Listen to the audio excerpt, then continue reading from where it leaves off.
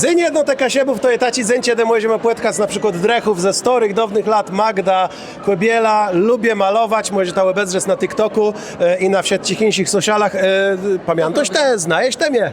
Pewnie co pamiętam, jak to był taki małą knopiczka, też tego wąsa nie miał. A teju była wiolgo, tedy nie, te była jeść mniejsza. Już było pewnie mniejsze, jo. Jo, no dobrze.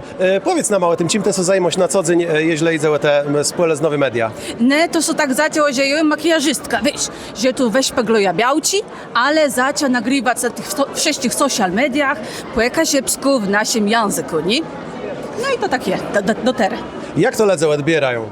Ciekawe, że wszyscy są bardzo ciekawi tego, ale co mnie też cieszy bardzo, że inni ludzie z Polski są, wiesz, do mnie piszą, a co to za język, nie?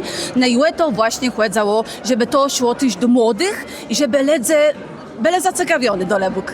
Dobrze. Na moja cera, ja ci płetkot je dobry? No ja nie wiem, Adam ci co płemże, ale wiesz, możemy spróbować, nie? To znaczy, że ona nie dość, że fejn, przebojowo to jest baro ambitne, jeśli ona bez chciała spróbować z moją gambą coś zrobić. No ale tu same usmiony gambet i se we Wieldziwsy na dniu jedno te kasiebów.